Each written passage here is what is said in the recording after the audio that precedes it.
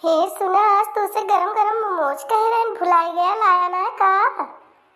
अरे यार का बताई साला ध्यान से उतरेगा। सोचे रहे नब्बे चलते ही वहीं चौराहा पहुंचा तो गर्मे गरम ले लिया।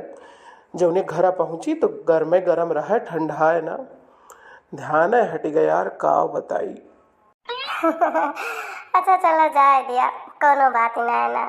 हाँ फिर जाया वाया तो ले आया।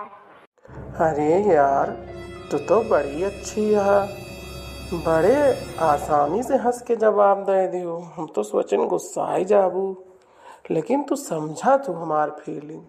अब का करवा, मनइन से तो गलती हुआ थे। अब जिहाटे बाजारे जाए हुए तो भूले बिसरे। अरे गुलब्बो, तू तो जान लिया हमार दिल जीत ली हो। बस यही से अगर तू ब्याह 10 साल बादो रहतू ना, तब तो जान लिया हमार जिंदगी सफल होगी रही। 10 साल बदियो ऐसे रहबू तू, वादा करा हमसे।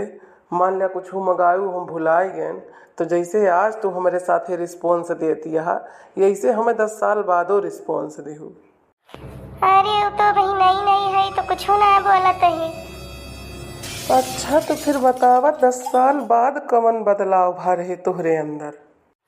इनके हैया कार्टून देखा 10 साल बाद पूछा है कौन बदलाव भरे। 10 साल बाद तुम्हारी है सहूर रहे ना, तो जो ना तार माई बहन तौल के तोहरे हाथन धई देबे, समझे?